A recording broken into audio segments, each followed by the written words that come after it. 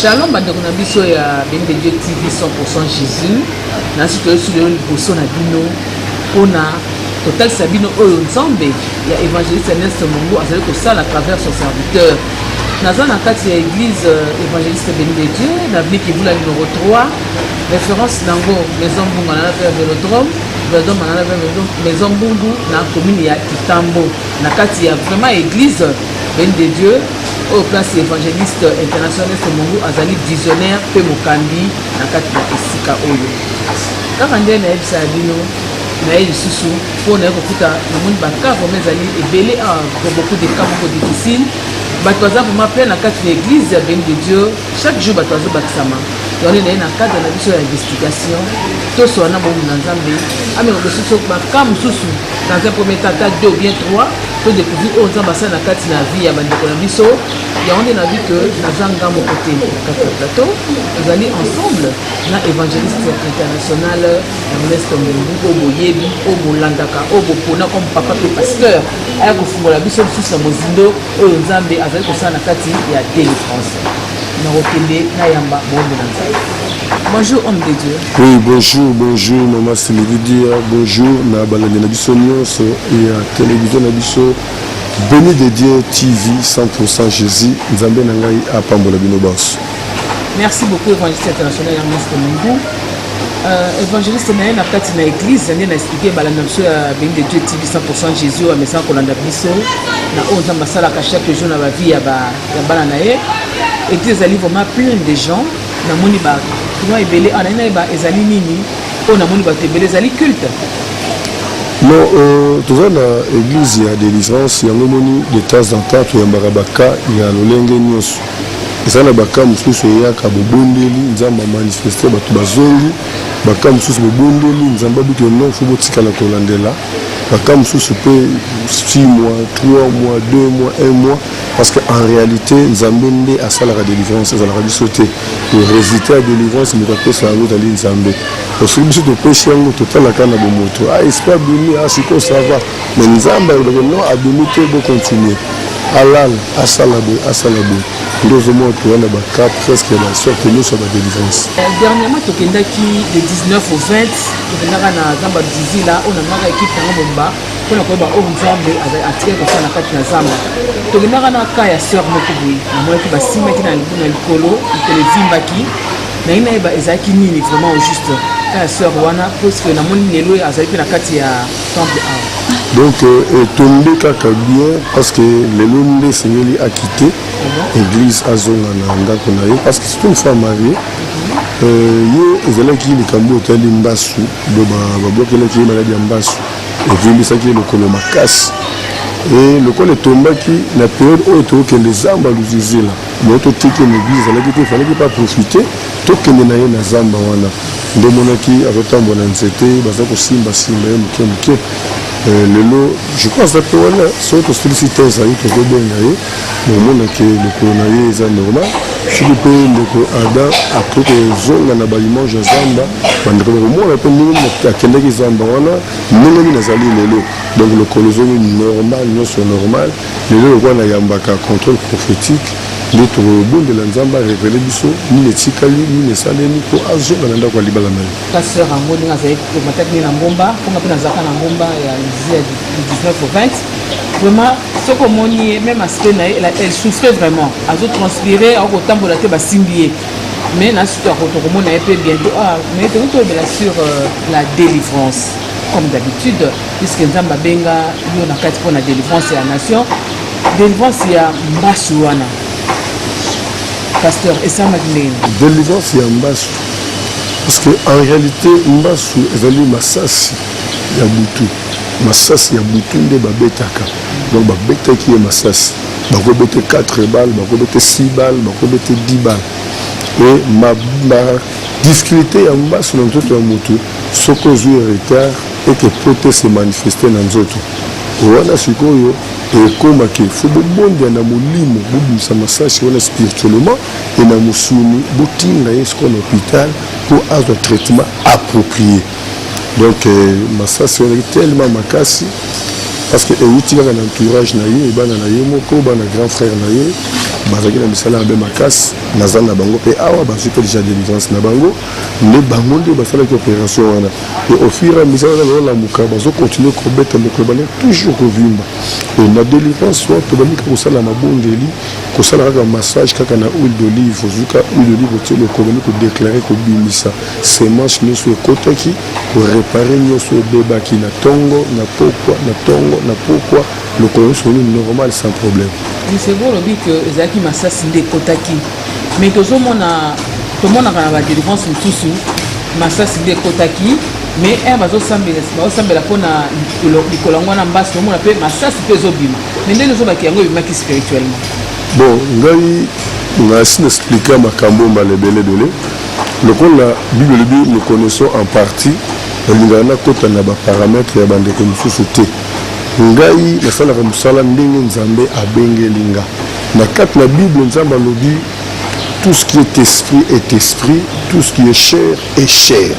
eloko nyonso ekoti na molimo ekobima na molimo oyo ekoti na mosuni ekobima na mosuni oyo eloko ya molimo emonisaka mpe na miso ya molimo na ndoto na vision ekomi sikoyo bamiso ya molimo alors biso tozobondela c'est par la foi oyo tozobondela bato bana don spirituel ya vision bakomona ndenge nini masasi wana ezobima mais physiquement ekobima te bongo bambisi wana tomona ebima non wana sikoyo masasi soki banyoka tomona ebima ndenge nazoloba bino ntake baexplicateur nde bokokende kotuna mpe bakona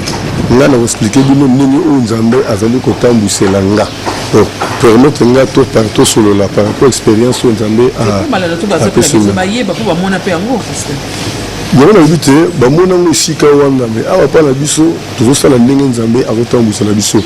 babi ke oyo ekoti na molimo ekoma na molimo na mosuni ekobima na mosuni. Vous savez ntango abetaka maladi wana ya mbasu epesaka chaleur wana emataka ntina motema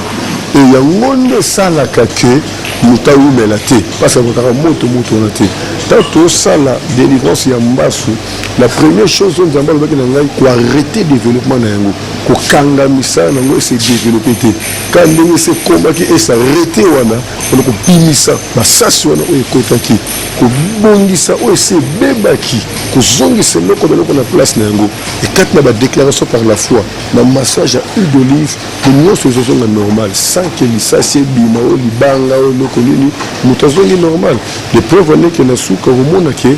ndenge bandeko kotambola na lokolo ndenge evimbaki na ndenge akomi lelo nyonso ezongi normal mais lisasi ebimi te libanga ebimi te donc c'est comme ça que nzambe atambwisa biso nde moto aye na délivrance na kati bata église béni de Dieu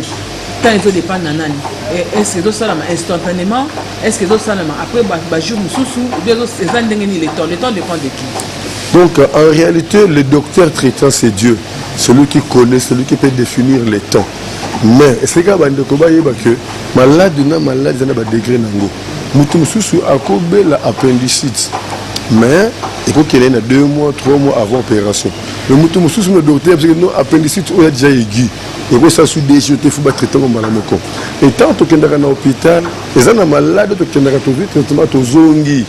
malade mususu to vite traitement mais to vandi ma mukie et mususu seulement 2 jours il y a 1 mois il y a 2 mois et ça dépend de l'état au mutu zanango et mutu ko définir malade na hôpital ezaka comme médecin traitant et biso na spiritualité mutu ko définir temps ya malade ezaka nzambe ye moko biso ka ba instrument on nzambe za ko utiliser to zaka ba exécutant on nzambe zoloba yango ne biso tozosala donc délivrance mutabe no ngapa na ngai soko yene délivrance bada mbaso ça 2 jours te lokuta o mada bosala jour moko te nzambe ne mutayebi ko définir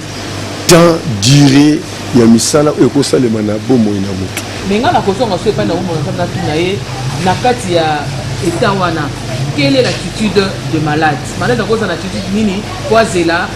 résultat ya bien na vie na ye attitude ya prière. À part attitude de prière, tout cas, on a cure d'âme. Pendant qu'on prépare mon thème, il y a malade. Au cause de la conflit, au cause de la rancunité, au cause de la candidaté. il faut luka au disposer motema na kimia oza toujours la présence en Zambé. Le col c'est une femme mariée mais n'empêche qu'il y ait à nanda kunaye ko coopérer kaka mobile naye à comprendre vision parce que nanda kunaye tu es vie à prière izakulate zinga naye ya toujours la sorcellerie parce que diaba ye bakate so bateta mutu signe kindoki partout kende batamoli le reba ke mutu batie signe pona boy mutu ta pona boy et ce que bete mbasu tanga zo tanga batu bazo mona na bete mbasu mbasu ngene sila ba ko bete mususu alors on a quatre l'église na biso nzambe a lobé la biso avec certains avec sûr et certain que awa diable coopérer diable a coopérer le temps où on a quatre églises à béni de Dieu autant d'assurance assurée totale quel que soit le cas diable a coquille jamais pour assurer la quatre l'église bandeko bazwa na ngai ya béni de Dieu na kozonga sima mama Sylvie pour délivrance c'est mon moko un grand sorcier a utaka na Angola ange abumaka papa na ye tanga bomi papa na ye kindoke yebani batambole Angola mobimba pour la côté délivrance et simbate maman na ye akendaki ko bwaka ye na orphelinat balandele basala bakete bazongisele mwana wana rien ne marchait pour sa délivrance et là le gars biso et ce que bakumbaka ye ba pasteur moko te yende délivrance mwana envoûté pasteur wana pasteur abimina maman na ye pe atie maman na yezemi. Vous comprenez? Ce que maman Kouloutou naye avec la photo en mboka Suisse mais a tindaki maloba que moi na qui na yasa la violence elle moi na Kinshasa na bengi de TV ne ba longwe Angola ba ye a na Kinshasa mukolo bayaka aw tant mona na côté na portail kaka ya église alina meka almoni moto bêtier a kosi ko se soulager pour akene ko communiquer des toilettes. Tant que la toilette a l'ina mais qu'à moto bêtier et tant que y a quitter ne aille quoi avouer mais après délivrance naïe et longue moi ne change son ebe ko tukebilo ko boye ko tonto benga ta mo nango ba mo ndenga koma oui ba mo ndenga koma nyonso échanger vous comprenez donc awa toi la présence en Zambie allait assurer alors ba cas spirituel auto traiter les bandeli tolinga vraiment te kozong sango na ndako koyaka nango po na ndako nesika bitumba wana ezali ya possibilité bato bazongisa susu basala susu mais to garde avec toute assurance ce qui peut te zongise to senga toujours bayaka na contrôle bazanga ba kiltité pour après ba kilto bo de la pona bango parce que maman na délivrance les a fait suivi c'est vraiment important mon prière je dis mon foi au long la rancune sur haine pour que nzambe pe asala na kata puis ça dépend de pe na yo pour ça peut délivrance wana le pasteur n'est qu'un instrument que nzambe a ko utiliser pour na ko délivrer biso mais biso on peut faire appel na utiliser autre ko ça pour toi délivrance na biso mais parce que on a chité un peu dans l'émission la biso hein comme na suka il y a des ceux qui aux assureurs qui sur la délivrance au bandeur national bayokate en attendant que sort na biso on a payé sur le plateau tout le monde a payé puisque azap na kati ya temple dans le béli délivrance na ba façon ebelé la délivrance c'est une action de délivrer c'est rendre libre donc mutunyo so na scène moi oyo a toujours ne loko moko zo retenir ye na senga mingi pona bato baza bien lelo ba faire réseau marché bien ma comme tout a moins que non ye ma comme ndoko la raté non zala bato belé bazo vivre na ba délai lelo aza bien mais ba kate délai 5 ans après rejeter au Salem 10 ans après ba ko bloquer boy donc to senga kapana biso tu vois na service moko très prophétique puissante maman Esther Mungu donc tout le baka a prophétie avec précision donc ma frère ils ont marché bien ils êtes capable de recevoir il y a tout dans Nzambe à venir na yo Nzambe ko révéler que non ils ont bien les mais tel lobby na yo likambo ko salema pour omilenge les malam c'est vraiment important mais pour ça que témoignage je sers moko na Petro Congo Nzambe na pambola abandi na mobali na pasi Nzamba tomboli mobali atongi ba immeuble vie échangée mais ayo komona na malamoko mobali boyi alingi mwasi mususu alingi se consentir yete combien de mbongo sert wana bébé c'est ba prophète ba bijou kei bilambe kei ba mbongo kei pona nini ale na rapona mobali abonda rapona mobali nzoka nde mobali ngana na problème te yende sœur azaki na mari de nuit oyo abandi ko changer ba forme mais ba pesa ki mari de nuit wana délai que ce qui délai wana koki sala ke mobali wana aboya yebaka bwana etango dele kokaki nde mari de nuit asali ke sœur wana a manifesté abima lokola ngando parce que mobali soka lena mwasi na ndako a sentir mal à l'aise donc mal à l'aise nzoka nde na molimo mwasi akomi ngando mobali akomi kimola na salon komi kodécoucher ko si mobali akimi ndako parce que mwasi ayebi te ke ye nde moto aza na problème. Vous comprenez? Tant que moi, ça, j'ai révélation, simbi, tout a regretté, à Kanisi, Bambongo, Nyoso, a fait ça. Mais pour ce témoignage, Moko, avant n'a pas la libala. Il faut na côté sababala ni retraite. N'a soit contrôle la libala na bango. Pour la liberté, après le mariage, moi, ça se botate, après le mariage, bitumbe salema. Mais tant que pas la mariage, Moko, dernièrement, dit que Moko, moi, tant que côté retraite, moi, si à la délivrance, mais. Marie de nous a manifesté à Ngouloumi, à Tomboki, Kanda, ya Lisekite. Alors que nous, on a aussi à Kobala terre, et ça peut s'embonga libala, cérémonie, c'est salé manamboka, bakamodenge na lingue. On dit que Mobala a la bosomo salié. Mobala se retrouver. Donc, ils ont un cambo belé seulement dans la vie à bateau. Ce qui révélation exacte, bateau souffrir, bateau la surpris, dans ma cambo comme la bango. Donc, la délivrance n'est pas seulement donnée pour ceux qui souffrent aujourd'hui. La délivrance est donnée même pour ceux qui ont une bonne vie, une bonne santé. Il faut chercher à connaître les choses cachées parce qu'on ne sait jamais ce qui peut arriver demain ou après-demain. C'est ça vraiment le secret de la délivrance. Nicolas, et là, moi, je dis qu'à l'internet, parce que moi, c'est plus mais sur l'image, on se que, bon, moi, ça n'engage que moi, et l'autre, les images vont vraiment monter, puisque moi, je la caméra, même temps, la caméra. Là, j'ai l'impression qu'on peut sur image, on a tout ce pour mon écran. Na mona kiango sauf que ngana ko porter jugement na image jonate na yebi ndenge pasteur makité je dis seulement gloire à Dieu le système de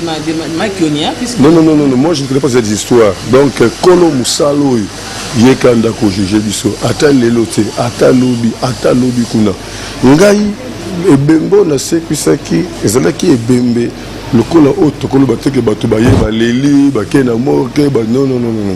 ngai mutu a piqué crise tant a piqué crise monsieur balu ki likolo batali bo azope matériel akufi et tant baye naye pour dire que babande comporter esprit naye koma ki ne sika o sekele ba ke nango te nzambe abotola ki pe azongisi yango na place. Donc je crois na sali bakaya boye ebele mais oyo wana balakisi biso ke bona habité na bamboka na bango ba Afrique du Sud kuna et pas na biso na Congo ce que mutakufi akotaka na cercueil ce qui déjà sali 3 jours 4 jours une semaine à morgue a combi déjà glace tout ça bambomé tout ça parce que ce que mutakufi bakendaka na morgue na cercueil te. Vous comprenez? Même quand il y a un mutuka, côté na morgue. Cercueil et yaka mukolo bazobi misamutu, to bakinde kolela ye soit kundaye. Vous comprenez? Ce que kuna na moleki mbala moko cercueil propre makambutu propre na yebité, bana mais en tout cas pas le porter jugement à te. Là le yaka ke mutakufi gloire à Dieu le kumo zonga pas nzambe. Le reste nzambe ne mtebi ko juger basali na ye. Merci boyoki. De ma point de vue à évangéliste personnel Ernest Mungu aza clair na point wana c'est Dieu qui juge oyo ko déclassement est lié mais to quand benga sœur na biso oyo pasteur tu ko bela 4 autour parce que ya masu na ba image botu ko mona ndenge le pasteur zo ko expliquer à côté na plateau ko so bota la penenga komi alors na senga vraiment na cameraman na ngai Adam abaluka azoye vraiment ndenge zo kota mutandenge zo kota.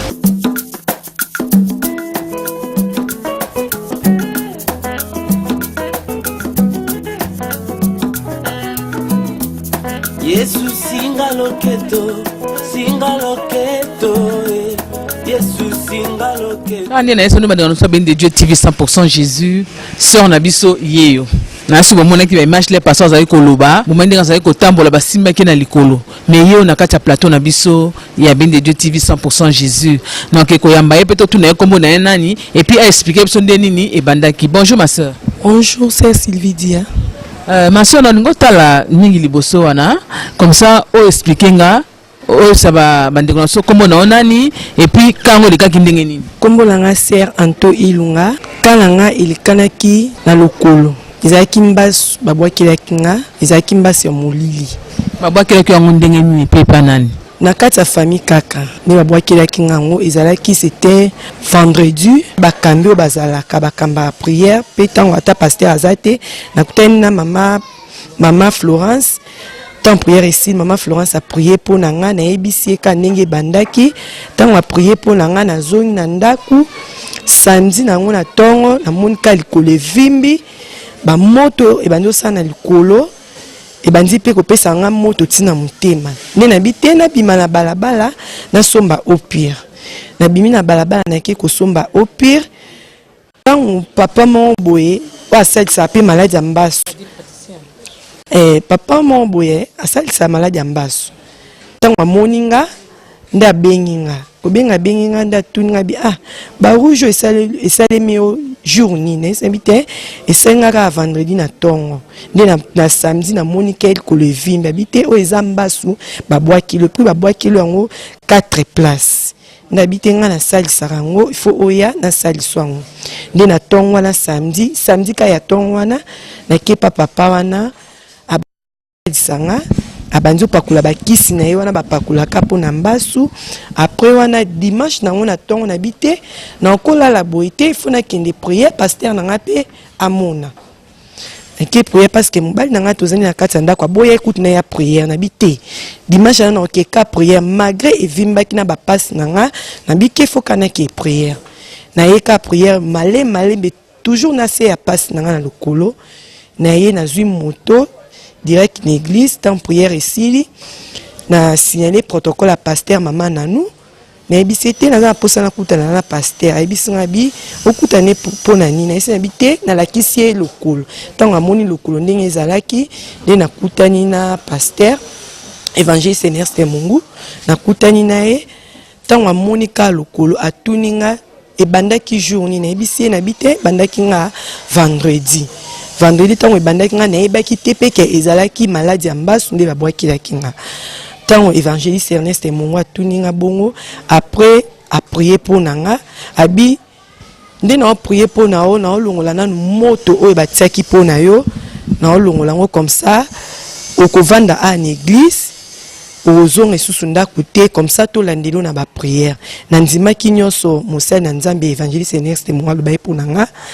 na septaki yango tango abondeli bandekolanga na bande koyoka moto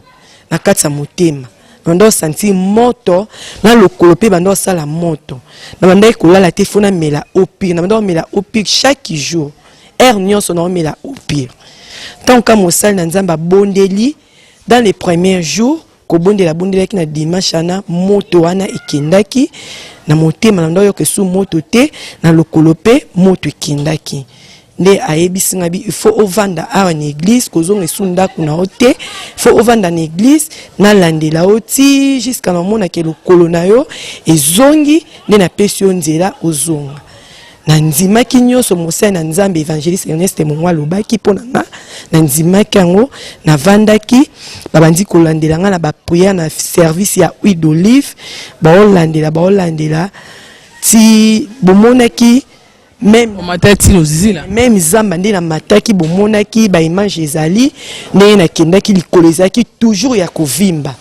bato basimbaki nga na simbaki nzete bato basimbaki nga même pasteur atunenga bi est-ce que okokende zamba luze na bi papa pour na problème na nga na okende na yebi ke nzamba osalela nga na zamba luzizila na okende na ozonga na lokolo boite na kendaki bato basimbi nga bato bamonaki image ezali bamonaki même na otoka na okokate basimbi nga na banzete na omatati na komaki zamba luzizila ka toujours na bapasi na nga na lokolo kovimba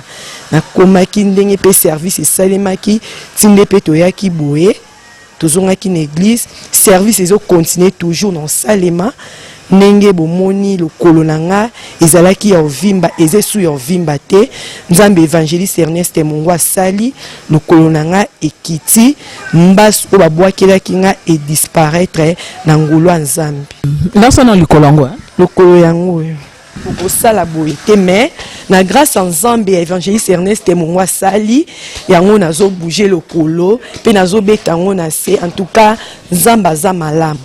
nzambe évangéliste mungu azosala baoyo batiaka tembe baya bamona nzambe Ernest mungu ndenge asali kati na ngai oyo nazobeta makolo na ngai na se nzambe évangéliste mungu asali ya mingi mpona ngai bana bisa Béni de Dieu TV oyo eza ka moko vraiment vivant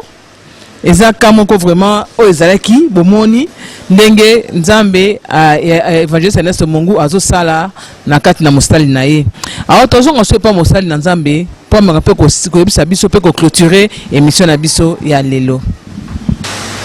évangéliste toti komona témoignage oyo moko pesaki pe tomona ngo pe vivant c'est on a biso encore tuko zalawa a témoigner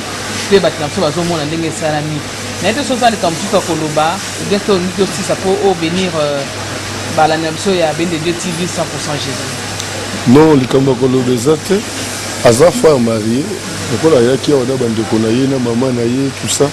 alobaki soki azongi ndako monde ténèbre baza organisé bayebi ki tala kuna église wana po biso église nzambe diable ça yebi yango eza na bato ebele mona ta zwi décision ke nofuna kende alalika budia balongoli décision wana tie oublie apesi ba image moko songolo parce que dia babangaka bato ya kangi ba ya awa po ayebiki awa nzambe akokangola bango natindaki mama na ye nabikende solo na mobali na ye tala kawa neza boye lokola mobali pe nokobanga deja babika mbaso ebomaka mbaso alobaka aiteki tapesi nze non asala na ye ti soki asili bongo aya nde tomoni na domaine ya délivrance tolobaka délivrance eza ngai te eza biso te eza nzambe surtout moni chaîne oyo eza mpona bato baza na poto na bato baza na poto bazosouffrir makasi mingi alors esengelika bayeba ke délivrance esengaka mpe batemps mingi baza na poto baza na posa ya lelo obondeli maboko miracle esalemi soka nde ezaka bakambo so esenga fo kozwa temps il faut kopersévérer na bapriere na poto babenganga ebele mais lelo ndambu nde oyo totikala fidèle oyo todelaka bapriere na bango tili lelo ebele bakenda na bango me ndambu tolokola na mama na ngai Bibiane Masamba toza na pa sur la Bernard mobali ya mwana biso Hélène toza na pa Jean Abima mobali ya mwana biso Nadine toza na pa Bertin Boulo toza na bato ebele botala bakolo eza te oyo ozomona ke batikala mpenza fidèle kosalaka prière kosambelaka tolaka baintercession na bandeko nyonso so kobenga tona mama Prudence mama Élysée kosola tangi bakoma mama Michel Mbungu baza telema ebele pana biso Jean Marcos kaka nkolo mo ebele na papa na biso akende azonga Suisse boye akende libela boye tobosana kombo na ye tona bandeko ebele ya ebele. Donc délivrance esenga pe baton, faut patience, faut confiance, il faut assurance. On a fait témoignage ya sœur moko atindaka $50 na ye pour offrande na ye action de grâce na misula ko $50 ngo te pour ma communauté tellement azo benga la pression tout ça ah maman ko na zunima ata mbongo tindaki te na muto programme belé aka retirer mbongo na ye mususu patnelenga $30 action de grâce atindi muto ko botola mbongo na ye mususu atindelaka ya $500 ya offrande délivrance payée c'est là qui kamoko d'urgence mais nzamba lobi esala mandingo wana te il faut gagner confiance ya mutu ça la convaincu boni ko soana mutu na otinda ba sœur ba soana ye kolendisa ye mama qui na poussa délivrance c'est ça les messages mais quand on a masika tinda batu ba boto la mbongo ya offrande ba boto la $500 bakina nango donc délivrance ezali délai ya bisoté délai ya nzambe délivrance ezali calcul ya nzambe calcul na bisoté il faut patience bobiso ba oyo tozobenga na bandenge nyonso nako peso ke no benga na 21 au benga na 21 okuti contre temps quartier nyonso so ba problème spirituel ba yakande aw au vanda boye ba yena mwana moka piquer crise boye la mwana na boye ezumine journée mobimba donc vie eza toujours ndengo wana pour la papa la ngai moko papa ntimba je crois na bosani ko papa matondo ye abenga aka na appel vidéo. Et puis, il y a comme ça, des fois, il y a un appel vidéo et tout le monde a une église. Donc, vu dans l'église, il y a une église belle. Sur 7 jours, il y a semaine, il y a 3 jours, il y a 4 jours d'église. Car pour nous, c'est la délivrance. On est belé, on est belé, baka est belé. Baka ezebele chaque jour ozoya okutaka kamoko ya sika nzambe apambola bino baso obola libiso surtout ba fidèle chez monsieur Béni de Dieu TV 100% Jésus eloko to senga boye bako senga na bato ba se faire abonner pour bientôt là tout bunda pour tout côté ça mission en direct ba kilt en direct ba service en direct et c'est vraiment ba abonné ba zamba ebele du 18 au 20 hours tu as le séminaire nene pour s'accoler Esther Munga Zosala na thème na biso comment cela se fera-t-il. Or tu as pour ça que séminaire wana il est en direct tu vas fidèle na biso to sambe la kad esi kamoko to zwa ka ba onction fraîche le son Zamba Swingi je crois séminaire on est pour le en direct du 18 au 20 mars et qu'on est vraiment en direct à partir de 18h ceux qui vous ont branché beaucoup de sont en direct sur internet la chaîne de la télévision BDD TV 100% Jésus. Évangéliste avant au Sambela pona au clôturer émission na biso à Lelo